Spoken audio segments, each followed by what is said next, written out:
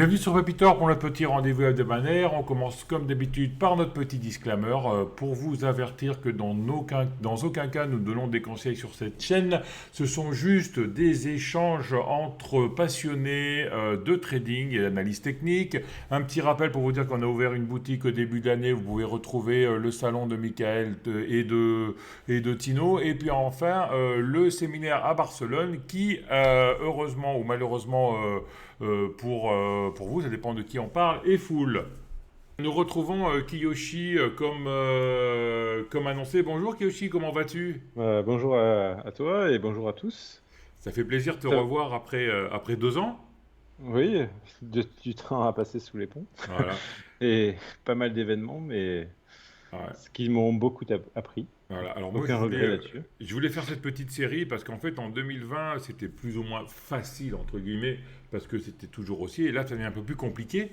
Et j'aimerais un peu savoir, faire un petit rappel de ta stratégie de l'époque. Si à l'époque, ta stratégie était bonne, si après tu as la même ou si tu as changé, et puis ce que ça a donné au niveau des résultats. On va commencer par le début. À l'époque, ta stratégie, c'était quoi déjà? Alors, Tu j'étais étais un trader particulier, mais tu travaillais à côté. C'était un passe-temps, entre guillemets, quoi.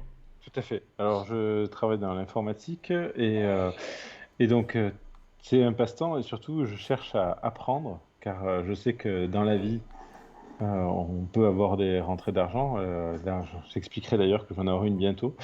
Mhm. Et donc, je voulais me former pour le jour où j'aurais un peu plus à gérer, mais avec du vrai argent. Parce que si on essaye sur des sites avec des comptes virtuels, on n'a pas la même psychologie face au risque. Et on peut croire que c'est facile en étant sur du virtuel et quand on est sur du réel, complètement changé. Moi, à l'époque, j'étais plutôt swing trader Mhm. euh, ou day aussi sur certains trades, mais plus swing. Et le temps a fait que, avec la famille et tout ça, j'ai voulu passer plus de temps avec eux et un peu moins sur les écrans. Et donc, j'ai essayé de me concentrer un peu plus sur du long terme. Euh, En 2020, donc, j'ai plutôt bien gagné. J'ai pas fait des chiffres genre 100%. Il me semble que j'avais gagné 35% ou un truc comme ça. Mais bon, qui n'a pas gagné en 2020? Mais en 2020, tu avais acheté après la crise du Covid ou tu as gardé ce que tu avais avant la crise du Covid ou comment ça s'était passé? Alors, pendant la crise du Covid, j'ai eu plutôt le nez creux parce que j'avais vraiment vendu presque toutes mes positions avec ce qui se passait en Chine en janvier, je le sentais pas. Ouais, J'ai eu je regrette de pas autant le nez creux pour ce janvier de cette année. ouais. Mais cette année-là, ouais, j'avais réussi à protéger pas mal de mes positions. Je crois que j'avais dû perdre 10% Ah bien. sur le crack.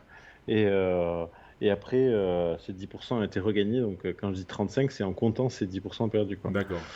Euh, donc, ouais, c'était plutôt pas mal. Même si des gens disaient, ouais, il suffisait de prendre du LQQ, c'est un ETF Nasdaq x2, c'est trop facile. Ouais, mais on savait après ça C'est aussi. Ouais. marrant, on les entend pas cette année. Euh, Ouais. et, euh, et donc, voilà, j'ai continué là-dessus. J'ai pas mal appris comme ça, beaucoup sur la psycho. J'ai vu que les plans training, c'était pas mal à l'époque, ça marchait plutôt bien. Se fixer un plan, vraiment se dire, je rentre là, je sors là, je mets mon stop ici. Moi, j'étais plutôt stop automatique, même si beaucoup sont contre. Mais mon stop auto me permet de jamais perdre plus de 5% sur un trade. Parce que j'ai un trading qui est que je rentre sur bas de range. Je ne veux pas rentrer sur haut de range parce que j'ai pas envie de me faire piéger. C'est-à-dire que tu Parce ranges, que quand on t'attends rentre le sur... rebond, ou la première bah, touchette? non, la première, on ne sait pas que c'est le bas du range en fait. Ouais. C'est à la deuxième qu'on sait que c'est le bas en fait. Et c'est Ouais. idéalement même la troisième. J'ai mal posé ma question. Euh, à la deuxième ou à la troisième quand tu es en bas de range, Voilà. tu rentres quand ça touche ou tu attends une ou deux bougies de rebond derrière? Non, en fait, je, euh, je regarde les supports et j'essaye de me placer un ordre d'achat. Quand ça remonte et que c'est D'accord. en range, je me place un ordre d'achat sur le bas du range. Et avec un stop. Justement, j'ai pris chez CA Investor parce que je trouve ça génial. Tu peux mettre un ordre d'achat avec un ordre de vente automatique. Tout se fait en automatique. Euh, T'as même pas besoin d'être là le jour où ça s'achète pour placer un stop. Tu peux le mettre dès l'achat. Donc en fait, je place mon ordre d'achat sur bas de support. Je Mhm. laisse une petite marge, j'appelle ça la part du pauvre. Si, La si le bad mèche. range est, si le bad range est à 1000, je mets mon entrée à 1010, quoi, par exemple. Je C'est ce laisse que les tu 10 as fait, tu dollars. m'as dit hors séance, c'est ce que tu as fait sur l'Ethereum. Voilà. Sauf que Ethereum, j'ai pas pu mettre mon stop en auto, mais je l'ai mis quasiment tout de suite après. Ouais. Et sur Ethereum, c'est une crypto, donc là, par contre, c'est pas 5%, mais 10%, Mhm. au minimum. Parce qu'une crypto, c'est tellement volatile, si tu mets un stop à 5%, c'est même pas la peine. Donc, oui, et donc, voilà, c'est comme ça que j'aime faire, parce que je prends un risque faible pour ma position, et, et même si j'ai trois pertes et un gain, ben souvent le gain, il va compenser largement les trois pertes, en fait. Et une fois que ça marche, j'ai tendance après à mettre mon stop en gagnant, en fait. Mhm. C'est-à-dire, et là, cette année 2022, ça a été très compliqué parce que cette méthode qui marchait avant a eu tendance à faire beaucoup de je rentre, je mets mon stop gagnant, mais hop, je gagne qu'un pour cent parce que ça redescendait jusqu'à là où j'étais rentré sur plein de positions à chaque fois. Et ce 1% ne compense pas les fois où je suis rentré avec 5% de baisse, par exemple. Mhm. Donc, du coup, j'ai mon capital gagné en 2020-2021 a baissé à petit feu en 2022 jusqu'à ce que j'ai perdu tout ce que j'avais gagné en 2021, quoi. D'accord, Là, j'en suis au niveau de 2021, quoi. Un petit d'accord. peu plus bas même. J'ai perdu, je crois, euh, pour tout dire, comme j'avais dit, j'avais mis 10 000 € sur mon PEA, donc Mhm. je n'ai pas peur de le dire, c'est une somme pour apprendre. C'était pour tester, ouais. Euh, Mhm. je suis monté à un moment jusqu'à 14 000, mais j'étais rentré sur ce PEA. C'est en 2021, j'étais à 13 000 à peu près. Et Mhm. là, je suis à 12 en fait. D'accord. Donc, on va dire, je suis encore en dessous. Mais bah, c'est pas énorme, hein, c'est des petits montants, mais comme je dis, c'est pour apprendre, hein. Oui, c'est ça. Mhm.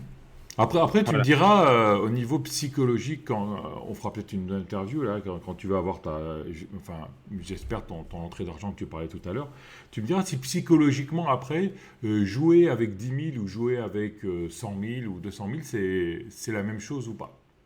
Psychologiquement, quand tu perds 10%, 10% de 10 000, c'est 1000, donc on peut entre guillemets l'accepter, mais 10% de 100 000, c'est 10 000, quoi. C'est ça, hein, effectivement. Alors là, la rentrée, bon, pour tout vous dire, je vais vendre ma maison, donc Hmm. tout de l'argent qui a été mis dedans, je compte pas le réinvestir tout de suite en immobilier. Mhm. Et donc, je pense qu'il y a une partie qui servira pour la bourse aussi. Si on a un bon gros crack, là, je pense que ça tombera à Mhm. point nommé. Et donc là, c'est pour ça que je suis plutôt confiant dans l'achat parce que je sais que j'aurai cette liquidité qui pourra me permettre de renforcer, sachant que actuellement je suis plus sur des valeurs que si sur le long terme je suis perdant, c'est que c'est la fin du monde parce que c'est du Mhm. MSCI World ou du World Water. Ouais. Donc s'il y en a plus d'eau et plus de et plus d'entreprises dans le monde, je pense que ça Ouais, craint pour que l'avenir. tu sais sur le compte en banque ou quelque part Voilà. ailleurs. Ouais. Si, voilà. Après, je compte pas tout prendre non plus parce que je pense que j'aurai la capacité, j'ai envie de garder une capacité pour reprendre de l'immobilier. J'ai fait un trade là-dessus il y a pas longtemps. Je pense que les résidences principales, c'est le meilleur investissement qu'on puisse faire d'un point de vue sérénité. Parce que comme tu parlais de niveau psychologie, quand on a fait un crédit et qu'on paye sa maison ou son appartement, on est plutôt serein sur cet investissement-là parce qu'il nous sert. C'est sûr Et quand tu as ton appartement et que tu n'as plus de crédit à payer, tout est fait, Et quoi. puis, ouais, c'est génial, ouais, tu te retrouves à la fin. Je connais des gens qui ont fini de payer leur appartement, tout ça. Ils me disaient, bah, c'est comme s'ils avaient une augmentation de salaire. Ils payaient 600 € de crédit tous les mois. C'est comme si d'un coup, il avait une augmentation de salaire de 700 €. Mhm. Donc, donc, et puis, sans parler de la fiscalité. Sa résidence principale, c'est déduit, c'est exonéré de plus-value. Là, je vais vendre ma maison, justement, je le vois, quoi. Je l'ai acheté en 2015 à 295 000. Mhm. Je la vends à 500, hein. Euh, Ouais, tu as presque fait x2, enfin x2, ça fait presque plus donc, 80.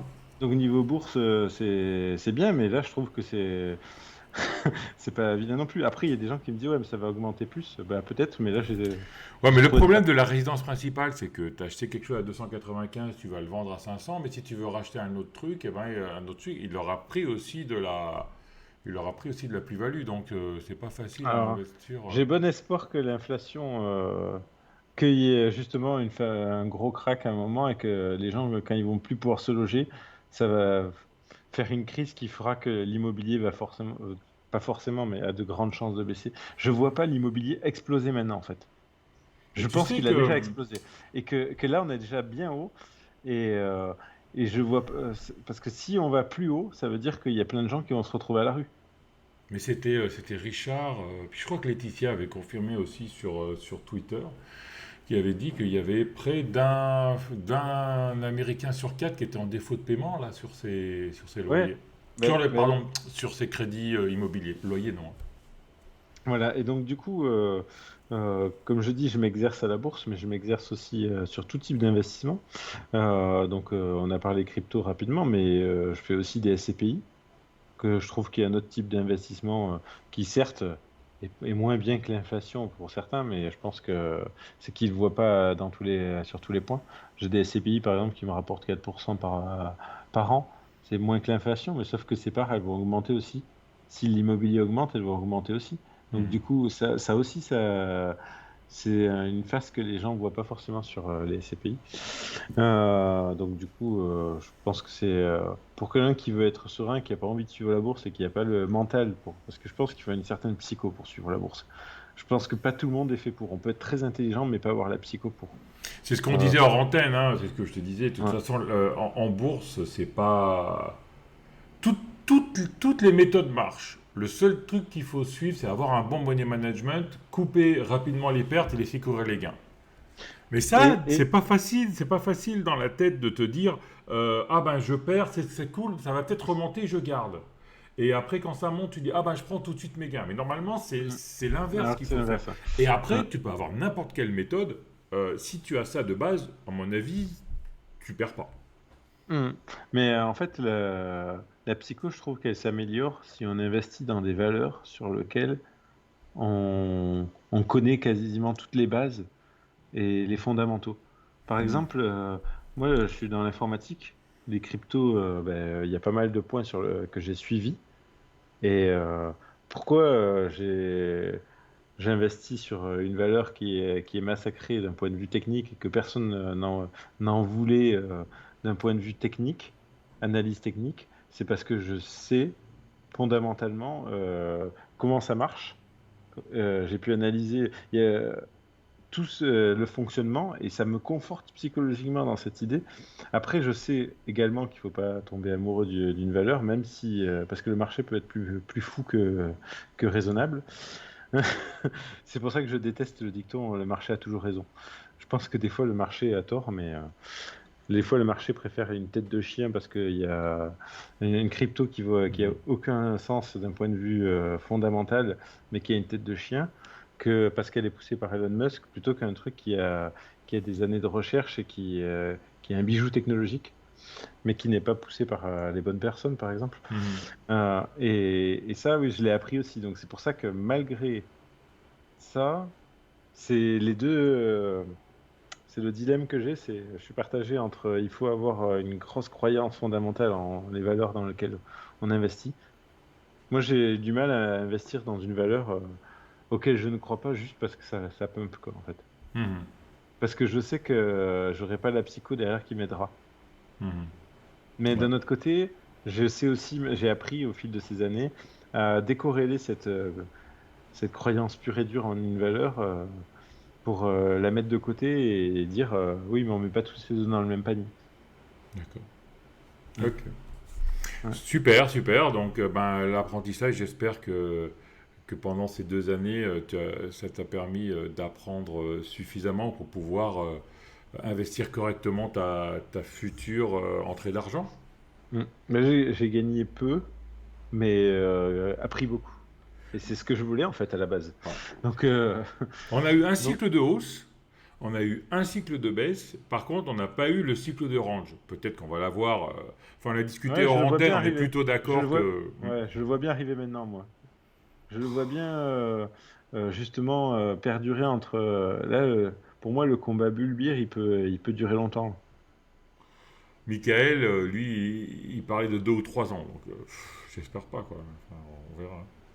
Mm. Mm. Il y a de tout, hein. Il y en a qui pensent que ça va tomber à la rentrée.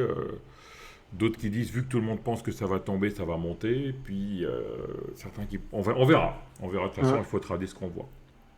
Ouais. Ok. Bah, ça m'a fait super plaisir, Kiyoshi, Mhm. d'avoir cette petite. Bah, Euh, oui, oui, moi aussi. Et si t'es dit. on pourra se refaire un dans 5 ans ou dans, Ouais, ou dans 4 ans, hein, ouais, ouais. avec plaisir.